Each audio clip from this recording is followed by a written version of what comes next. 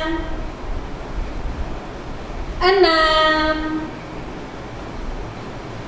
7, 8, 9, 10. Sudah?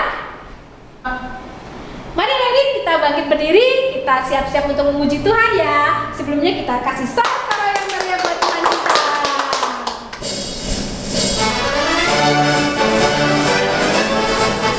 Aku pahlawan Kristus, Yesus panglimaku, Tuhan di pihak kita, siapakah lawan kita? Tidak ada. Aku pahlawan Kristus, Yesus panglimaku,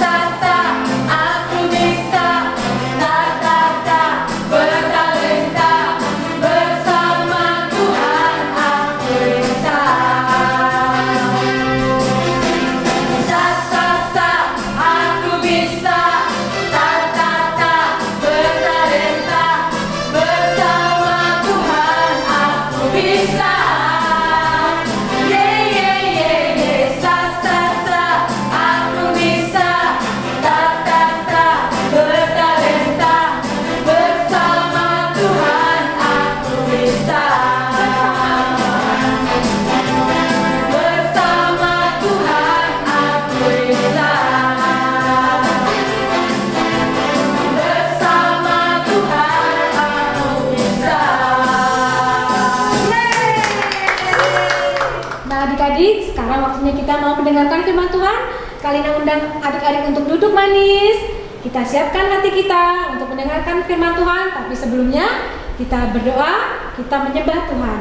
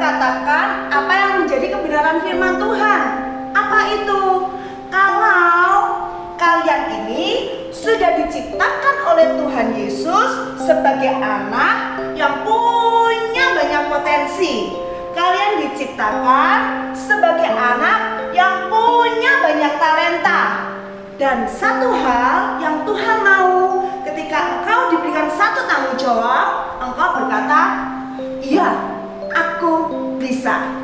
Nah, adik-adik, yuk sama-sama kita mau mempelajari kebenaran firman Tuhan. Kita sama-sama satukan hati kita dan kita berdoa. Tuhan Yesus mengucap syukur Tuhan untuk pagi hari ini.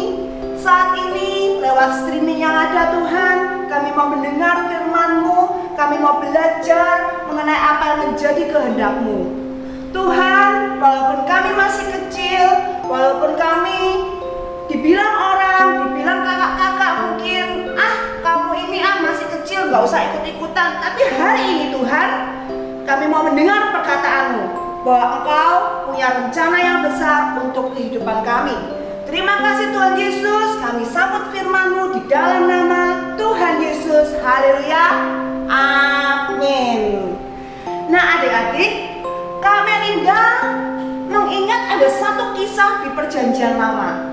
Dan kisah ini tentang mujizat Tuhan yang luar biasa. Tapi mujizat Tuhan yang luar biasa itu ternyata tidak akan mungkin bisa terjadi kalau tidak ada seorang anak kecil. Kayak apa sih itu ya? Yuk sama-sama kita lihat ya di dalam Yohanes pasal yang ke-6. Sudah dibuka? Haleluya. Yohanes pasal yang ke-6. Ya, sama-sama yang kita lihat perikopnya yang ayat pertama itu apa? Yesus memberi makan 5.000 orang. Ya, yang pernah mendengar cerita ini, coba angkat tangannya. Haleluya. Kak Meda percaya kalian pernah dengar semuanya. Nah, kita mau lihat adik-adik, ketika murid-murid Yesus diminta oleh Tuhan Yesus untuk memberi makan kumpulan orang, disebutkan 5.000 orang, belum termasuk wanita, belum termasuk anak-anak. Artinya apa? Lebih dari 5.000 orang. Dan murid-murid ketika diberi permintaan seperti itu, murid-murid punya banyak alasan. Tuhan, orangnya banyak loh Tuhan. Beli di mana ini Tuhan? Roti butuh berapa banyak ini Tuhan? Butuh berapa banyak makanan untuk mereka Tuhan? Uang kami gak cukup Tuhan. Nah, mungkin banyak sekali murid-murid ini alasan-alasannya. Tetapi Tuhan cuma berkata, apa yang ada padamu? Apa yang ada padamu? Adik-adik, yang keren banget, di dalam Yohanes pasal 6 ayat yang ke-9. Yuk sama-sama kita baca ya. Di sini ada seorang anak yang mempunyai 5 roti jelai dan 2 ikan. Tetapi apakah artinya itu untuk orang sebanyak ini? Ketika Yesus bertanya dan Yesus ngomong, apa yang ada padamu? Dan murid-murid mengajukan ada seorang anak punya 5 roti jelai dan 2 ekor ikan. Murid-murid itu masih berpikir adik-adik, apa iso ya? Apa bisa ya? Emang bisa? Tapi adik-adik, anak kecil ini dia cuma datang kepada murid-murid. Om Petrus, ya, Om Yohanes, ya, dia ngomong, ini loh, aku punya 5 roti 2 ikan. Anak kecil ini tidak berpikir banyak. Nanti ini rotiku ini mau dibikin apa ya? Nanti ikanku ini mau dibikin apa ya? Enggak. Tapi dia melihat ketika Yesus mencari apa yang ada padamu, maka anak kecil ini memberikan apa yang ada padanya. 5 roti 2 ikan. Adik-adik, tentang tentang aku bisa, pertama kali yang harus kita taruh di dalam hati adalah aku mau. Aku rela. Ketika anak kecil ini ditanya oleh Tuhan Yesus dan dia berkata, ini Tuhan, Artinya apa? Dia berkata, aku mau Tuhan memberikan apa yang ada pada dia. Adik-adik, sama halnya kalau engkau dimintai tolong oleh orang tua, ayo nyo, bantu mama ya. Itu di depan itu loh, kan cuaca panas, siramin ya, cabai-cabainya tuh loh sudah mulai keriting ya kan. Itu loh nyo tolong ya. Itu sampah-sampah yang ada di bawah-bawah tanaman itu, tolong dong diambilin dong. Nah, kalau anak ini tidak punya kemauan, tidak punya kerelaan, gampang banget tinggal ngomong, mah, gak iso mah, gak bisa mah, mah, gak bisa aku. Loh kenapa kok gak bisa? Kalian bisa kasih banyak alasan. Iya emak, PR banyak emak. Iya ini loh, besok ujian belum selesai ini belajarnya. Aduh mama, yang namanya kerja kelompok itu mah gak habis-habis. Adik-adik, padahal Kak Melinda percaya ketika mama minta tolong kepada kalian, mama pasti tahu bahwa kalian pasti bisa melakukannya. Meluangkan waktu gak lama, mungkin cuma 15 menit. Coba dipikir, dengan 15 menit kalian bantu mama, 15 menit kalian bantu papa, dibandingkan dengan 15 menit kalian buka handphone, main game, dan asik di sana, dan tiba-tiba bukan hanya 15 menit, 1 jam kalian main di handphone, main game, dan akhirnya PR pun tidak selesai. Adik-adik, sebetulnya hanya masalah kemauan. Mau apa enggak? Ya Tuhan, aku mau Tuhan. Aku mau memberi Tuhan. Aku mau menyerahkan Tuhan. Aku mau melakukannya Tuhan. Dan ketika engkau berkata, aku mau, Kak Melinda percaya banget. Hatimu tuh akan berkata, iya, aku bisa. Yes, I can. Aku bisa. Aku tinggal keluar dari tempat tidur. Aku tinggal keluar dari kamar. Aku tinggal nyalain keran. Aku tinggal siram itu tanaman. Adik-adik, kalau kita sudah berpikir aku bisa, kamu tinggal melangkah dan kamu akan bisa melakukannya. Amin. Dan bukan hanya tentang kemauan adik-adik, karena firman Tuhan berkata bahwa engkau pasti bisa karena ada Tuhan yang menyertai engkau. Ketika kita melakukan sesuatu dan itu di luar kemampuan kita, ada Tuhan yang menyertai, Tuhan yang memampukan, Tuhan yang menyediakan mujizatnya. Adik-adik, seperti 5 roti dan 2 ikan, sampai detik ini kita kenal mujizat itu, memberi makan lebih dari 5.000 orang. Itu perbuatan ajaib dari Tuhan Yesus. Tetapi Kak Melinda ingatkan seorang anak, dia mau menyerahkan 5 roti dan 2 ikan, sehingga mujizat itu bisa terjadi. Nah, kita mau baca bersama ya, ayat nasnya hari ini ada di dalam Mazmur pasal yang ke-60, kemudian ayat 14. Ya, Mazmur 60 ayat yang ke-14. Kita baca 14a saja ya, pendek sekali. Bisa nggak ngapalinnya? Bisa nggak? Bisa ya? Oke, sama-sama. Dengan Allah akan kita lakukan perbuatan-perbuatan gagah perkasa. Sekali lagi ya, dengan Allah akan kita lakukan perbuatan-perbuatan gagah perkasa. Coba ditutup Alkitabnya. Mazmur 60 ayat yang ke-14a. Dengan Allah akan kita lakukan perbuatan-perbuatan yang gagah perkasa.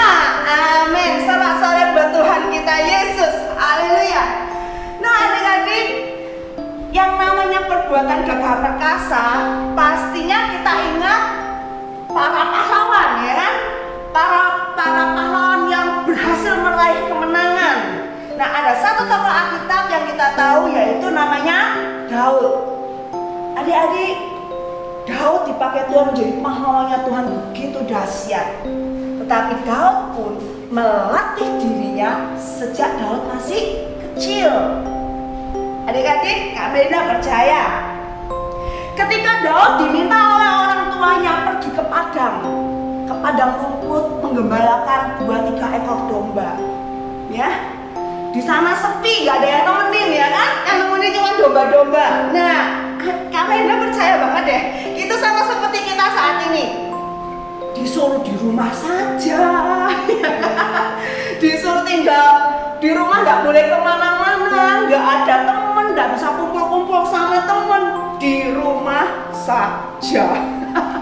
Adik-adik, ketika Daud harus pergi ke padang sendirian, Daud tidak mengeluh, Daud tidak berbantah, Daud tidak ngomel, dia hanya taat. Artinya apa? Punya kemauan. Dan justru di padang itulah Tuhan melatih Daud. Karena di padang itu, walaupun hanya 2-3 ekor domba, tapi ada banyak singa, ada banyak serigala yang bisa mengincar domba-domba gembalaannya si Daud. Adik-adik, Daud ini masih kecil loh adik-adik. Dia bisa aja punya alasan pulang ke rumah papanya, kemudian bilang, "Papa, aku takut Papa, Papa tolong Papa, itu Papa ada serigala Papa, aku gak mau lagi gembalain domba Papa." Adik-adik, Kak Melinda percaya deh Daud gak seperti itu, ya kan? Kalau Kak Melinda mungkin aja, ya kan? Ya, lihat yang namanya serigala, yang lihat namanya singa, waduh, pasti menakutkan. Tetapi Daud tidak. Daud tahu ketika dia mendapat tanggung jawab, maka dia tahu Tuhan memberikan kemampuan, Tuhan menyertai. Adik-adik, yuk kita baca ya kisahnya ya. Kita ambil waktu, kita mau baca, kita mau pelajari. Dan Kak Melinda berharap selama seminggu ke depan bacalah seluruh kisahnya, seluruh ceritanya. Ada di mana? Di dalam 1 Samuel pasal yang ke-17. 1 Samuel pasal yang ke-17. Kita lanjut saja langsung membaca di ayat yang ke-34. 34. Oke? Nah, ini ceritanya Daud ini ditanya sama Saul. "Oh Daud, kamu tuh kecil, imut, mau pakai perlengkapan aja nggak bisa, ya kan? Nggak punya otot nih, nggak punya otot." Badannya nggak kelihatan seperti wah prajurit gitu ya. Nggak pernah perang. Nah, kemudian Daud itu jawab apa? Ayat 34. Tetapi Daud berkata kepada Saul, "Hambamu ini biasa menggembalakan kambing domba ayahnya. Apabila datang singa atau beruang yang menerkam seekor domba dari kawanannya, maka aku akan mengejarnya, aku akan menghajarnya dan melepaskan domba itu dari mulutnya singa, beruang, semua binatang buas itu tadi." Dia ngomong sama Saul, Daud ngomong sama Saul, "Walaupun aku masih kecil, aku nggak takut, aku bertanggung jawab, aku nggak lari, karena aku tahu apa." Di sini disebutkan, lanjutkan ya, "Baik singa maupun beruang telah dihajar oleh hambamu ini dan orang Filistin." Dan saat itu Goliat lagi nantang nih orang Israel, ya kan? "Itu akan sama seperti salah satu dari para binatang itu, karena ia mencemooh barisan daripada Allah yang hidup." Kemudian ayat yang ke-45, ayat ke-45 ya kita baca bersama-sama ya. Daud akhirnya maju berperang menghadapi Goliat. Dan Daud berkata seperti ini. Ayat 45. "Engkau mendatangi aku dengan pedang dan tombak dan lembing. Jadi Goliat datang itu dengan badannya, dengan perlengkapannya, tombak, ya kan, lembing, pedang, ya kan.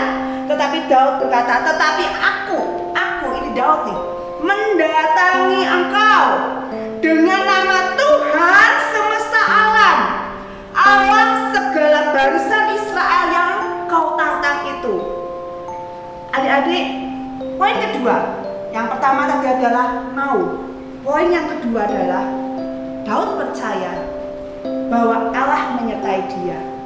Daud percaya Allah yang menyertai dia adalah Allah yang gagah perkasa, Allah yang jauh lebih besar dari semua masalah, Allah yang jauh lebih besar dari semua bahaya-bahaya yang ada. Daud percaya Allah yang menyertai dia pasti memberikan kemenangan. Ya adik-adik, kalau kita ngomong gagah perkasa gitu ya, terus ada masalah datang nih. Contoh masalah itu apa? Ya, buat yang masih kecil-kecil gitu ya. Aduh, besok ini disuruh bikin prakarya, ya kan? Bikin mungkin rumah-rumahan atau bikin apa. Terus dia dibuka lemarinya, loh, lemku habis. Aduh, besok harus dikumpulkan, lemnya habis. Nah, coba perhatikan adik-adik. Kalau kita sudah berpikir pada masalah yang besar, maka adik-adik akan berpikir gimana? Aduh mama, tolong mama, ini apa mama? Besok aku masih dimarahin sama bu guru mama, lemku gak ada mama, tolong mama. Bilang sama bu guru ya, aku gak usah masuk mama, aku cuti aja, libur aja gitu ya. Adik-adik, tapi kalau seorang anak tahu dibuka, oh lemnya habis, gimana ya caranya ya? Kami tidak percaya kalian ini wah punya banyak cara, ya kan, punya banyak 1000 cara. Bisa kan telepon sama temennya, ya kan, kamu masih punya lem nggak di rumahmu? Ini toko-toko sudah pada tutup nih. Di chat, ya kan, di chat WA, aku minta ya lemnya ya, sedikit ya. Pergi ke rumah temennya, dicari caranya supaya dapat lem. Tetapi bukan hanya itu adik-adik, diingat-ingat, lain kali kalau dapat tugas jangan diselesaikannya malam-malam lembur, ya kan, lupa, harusnya tugasnya sudah seminggu, ini baru dikerjakan, besok harus dikumpulkan. Nah itu bukan salahnya Tuhan, salahnya adik-adik sendiri kalau sampai hasilnya nggak bisa bagus, ya. Nah, jadi adik-adik, kalau kita percaya bahwa Tuhan pasti bisa memberikan jawaban, bisa memberikan pertolongan, kita akan melakukannya, kita akan mencari cara, kita akan berusaha tanpa perlu ngomel, ya kan? Kita baca bersama-sama ya, 1 Samuel 18 ayat yang ke-14. 1 Samuel 18 ayat yang ke-14 disebutkan apa? Daud berhasil di segala perjalanannya sebab Tuhan menyertai dia. Ya adik-adik, yang kedua sama-sama sebut yuk di dalam hati kita, Tuhan menyertai aku. Ya, sekarang Kak Maira minta tolong adik-adik sebutkan bukan hanya di dalam hati, tetapi lewat ngomong, ya kan? Ngomong sama-sama ya. Ini cuma masalah mau atau nggak mau, bukan masalah bisa atau tidak bisa, ya kan? Sama-sama ngomong ya, pakai mulut, keluarkan dari suara kalian, berikan keyakinan dalam hati kita. Tuhan menyertai aku. Tuhan menyertai aku. Tuhan menyertai aku. Amin. Ya adik-adik.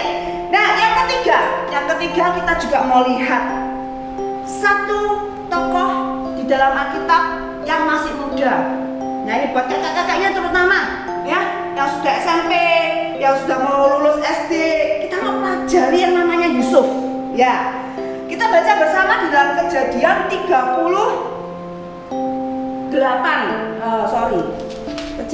39. Ya. Kejadian 39. Nah, pertanyaannya mana?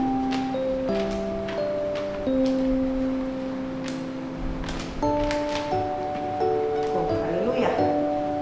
Berarti mana tadi pertanyaannya? Ini adik-adik. Ya. Kejadian 39, betul. Kejadian 39. Kita baca bersama ayat yang kedua, ayat yang ketiga, dan ayat yang ke-23. Ini ceritanya Yusuf. Nah, kalian yang sudah SMP terutama, kalau belum tahu ceritanya Yusuf ini, segera bertobat, ya. Bukan hanya tahu loh ya, tapi sudah pernah baca, ya. Kalau belum pernah baca ceritanya Yusuf, segera bertobat. Seminggu ini dibaca Alkitabnya, karena kisah Yusuf ini keren banget. Itu akan membantu kamu untuk kamu bisa melangkah di masa depan, ya kan, mencapai impian-impianmu. Kenapa? Karena Yusuf ini seorang yang muda, tetapi yang mendapatkan impian yang begitu besar dari Tuhan. Dia punya visi yang besar dari Tuhan, bukan hanya tentang dirinya sendiri, bahkan visi itu untuk seluruh bangsa di dunia saat itu. Adik-adik, kita mau baca bersama ya ayat yang kedua, 39 ayat kedua. Kejadian 39 ayat yang kedua. Tetapi Tuhan menyertai Yusuf sehingga ia menjadi seorang yang selalu berhasil dalam pekerjaannya. Maka tinggallah ia di rumah tuannya orang Mesir itu. Ayat 3. Setelah dilihat oleh tuannya, maka Yusuf disertai Tuhan, dan doa Tuhan membuat berhasil segala sesuatu yang dikerjakannya. Ayat keempat. Maka Yusuf mendapat kasih tuannya dan ia boleh melayani dia. Ya, sampai itu aja. Kemudian ayat yang ke-23 ya, kita baca bersama-sama. Dan kepala penjara tidak mencampuri segala yang dipercayakannya kepada Yusuf, karena Tuhan menyertai dia dan apa yang dikerjakannya dibuat Tuhan berhasil. Adik-adik, yang ketiga, poin yang ketiga, kalau berbicara yes I can, ya aku bisa. Poin yang ketiga adalah setia pada prosesnya Tuhan. Setia pada prosesnya Tuhan. Adik-adik, ketika kita ngomong ya Tuhan aku bisa, lalu kita mencoba, belum tentu kita langsung berhasil melakukan. Ya, contoh paling sederhana, siapa di sini yang pernah belajar naik sepeda? Ya, pertama kali belajar naik sepeda, siapa di sini yang nggak pernah jatuh? Ayo, siapa yang nggak pernah jatuh pada saat belajar naik sepeda? Kalian tidak percaya, kalian pernah jatuh, ya kan? Bahkan yang namanya bayi, dari hanya tidur, kemudian belajar merangkak, kemudian belajar berjalan, itu ada prosesnya. Bayangkan adik-adik, kalau kamu punya adik kecil atau ponakan gitu ya, kemudian dia coba belajar jalan, kemudian jatuh gedubrak gitu ya, nangis gitu kan. Terus kalian sebagai kakaknya bilang gini, cuk jangan nangis, ini salah lantainya sudah, kamu nggak perlu jalan lagi. Ngapain kamu jalan-jalan lagi? Sakit semua nanti, itu loh biru-biru itu loh merah-merah itu loh, luka berdarah itu. Kamu jangan belajar jalan ya, kasihan dipuk.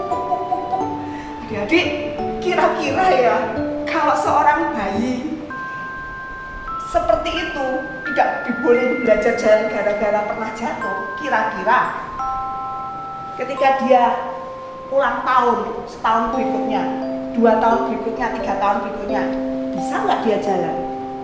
Nggak mungkin bisa jalan. Kenapa? Karena sudah nggak mau melalui prosesnya, tidak mau melalui tahapan-tahapan belajarnya. Sama lah adik-adik, kalian yang kelas 1, 2, 3 belajar mulai dari penjumlahan, perkalian, pembagian, perpecahan, desimal. Wow, nanti ketika SMA belajarnya integral, belajarnya nggak tahu deh, pusing gitu kan ya. Tapi adik-adik, mulai dari yang kecil, Tuhan percayakan, Tuhan sertai, Tuhan bimbing, Tuhan tuntun. Kalau engkau setia pada prosesnya, maka ketika ada kepercayaan yang lebih besar, Tuhan tetap menyertai dan Tuhan tunjukkan kepada banyak orang, engkau bisa. Engkau bisa. Seperti Yusuf di rumah Potifar, seorang budak. Lalu dia dipercaya banyak hal di rumah itu. Ya. Tapi Tuhan masukkan dalam sebuah proses, harus masuk ke penjara. Itu pun dipercaya oleh kepala sipirnya. Dan adik-adik tahu ceritanya bagaimana akhirnya Yusuf ditunjuk sebagai Firaun muda, ya kan? Sebagai tangan kanan dari Firaun. Untuk apa? Untuk mengatur semua bahan pangan, bukan hanya di negeri Mesir, tapi juga di negeri-negeri sekitar Mesir. Dia menjadi orang nomor satu yang mengatur semuanya pemerintahan yang ada di Mesir. Seorang Yusuf yang dihina oleh kakaknya, seorang Yusuf yang pekerjaannya kalau dibilang enggak deh, dia bisa aja lo ngomong aku nggak mau Tuhan, mending kalau seperti ini aku tinggal di penjara aja, mending kalau seperti ini aku tinggal di kamar aja Tuhan daripada disuruh-suruh jadi budak. Adik-adik, tapi Yusuf mau mengikuti prosesnya. Nah, yang pertama tadi apa? Mau itu penting, ya. Kita mau belajar, kita mau kerjakan PR-nya, kita mau membaca Alkitab, kita mau berdoa, kita mau belajar memuji Tuhan. Kemudian apa? Minta penyertaan Tuhan, percaya penyertaan Tuhan, percaya bahwa Tuhan kita itu jauh lebih besar dari semua masalah, hambatan, dan tantangan. Dan yang ketiga apa? Mau mengikuti prosesnya adik-adik. Prosesnya saat ini mungkin buat adik-adik ya harus pakai streaming, harus pakai Zoom, PR-nya banyak. Bersyukur aja dengan proses yang ada, lakukan yang terbaik. Kenapa? Karena Tuhan pasti menyertai anak-anaknya yang mau melakukan yang terbaik. Iya toh. Sekarang kita punya Tuhan yang dahsyat, tapi yang kita lakukan setengah-setengah. Kira-kira mau nggak Tuhan menyertai? Kita punya Tuhan yang sanggup mengadakan mujizat, tapi yang kita lakukan cuma malas-malasan. Kira-kira mau nggak Tuhan menyertai? Nggak mau loh adik-adik. Jadi ketika kita mau lebih dulu, itu yang poin pertama. Mau lebih dulu. Mau. Kemanapun Tuhan tuntun, mau. Jangan sedikit ngomong gini, gak bisa cek, gak bisa kak. Bahasa Inggris itu angel, gak bisa kak. Rubah kata-kata itu. Kata-kata itu bukan kata-kata iman. Rubah kata-kata itu menjadi apa? Bersama Tuhan aku bisa. Ya Tuhan aku mau, aku tahu, aku pasti bisa. Ubah itu semuanya. Karena perkataan orang yang benar itu diurapi oleh Tuhan, penuh dengan kuasa. Amin. Yuk sama-sama kita mau berdoa. Bapa, di dalam nama Tuhan Yesus mengucap syukur ya Bapa untuk pagi hari ini. Kami tahu Tuhan perbuatan-Mu ajaib, dahsyat, perkasa, luar biasa banget Tuhan. Tapi kami juga bersyukur karena Engkau mau pakai hidup kami. Mari adik-adik taruh tanganmu di dada. Tuhan mau pakai hidup kami. Aku mau Tuhan menjadi alatmu. Aku mau ya Bapa, Engkau percaya lebih dan lebih lagi. Aku mau Tuhan mengalami penyertaan-Mu. Aku mau Tuhan. Mungkin prosesnya sulit Tuhan. Mungkin buat aku Tuhan lebih enak main, lebih enak males-malesan. Tapi aku tahu Tuhan, hari ini Tuhan aku mendengar firman-Mu. Ketika perbuatan ajaib-Mu dinyatakan, perbuatan-perbuatan yang gagah perkasa dinyatakan, dan aku ada di sana, aku ada di dalam mujizat-Mu Tuhan. Aku tahu Tuhan, nama-Mu yang dipermuliakan. Banyak teman-temanku akan menjadi percaya bahwa Allah yang aku sembah itu dahsyat dan besar. Aku tahu Tuhan ketika aku dilibatkan dalam pekerjaan-Mu Tuhan, bukan karena kemampuanku, karena Engkau yang sudah mengasihi aku Tuhan. Dan saat ini Bapa, biar kasih-Mu itu yang menguatkan aku, supaya aku mampu.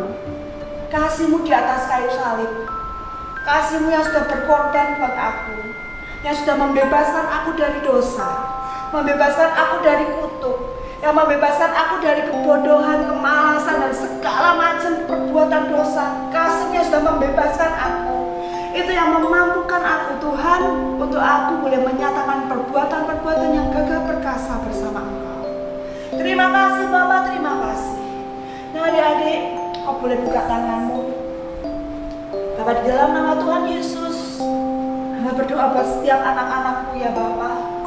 Pakai hidup mereka menjadi berkat dimanapun mereka berada, di rumah mereka, dengan teman-teman mereka, bahkan orang-orang yang mereka temui Tuhan.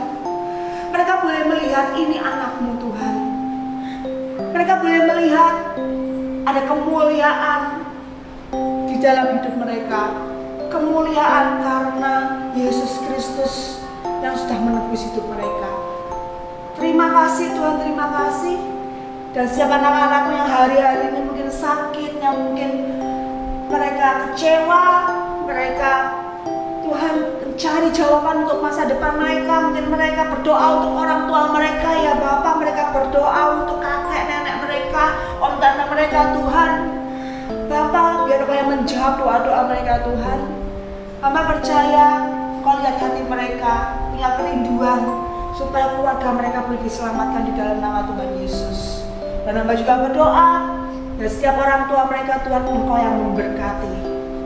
Setiap cita-cita mereka Tuhan, Engkau yang membuka jalan Tuhan, Engkau yang menyatakan perbuatan ajaib-Mu. Terima kasih Bapak, terima kasih. Segala kemuliaan bagi Engkau saja, di dalam nama Tuhan Yesus. Haleluya. Amin. Adik-adik, percaya ya kalau kita bisa melakukan segala sesuatu bersama siapa kakak? Bersama Tuhan Yesus. Oleh karena itu, Tuhan Yesus yang menuntun dan memimpin setiap langkah kita. Nah adik-adik, jangan lupa ya, minggu depan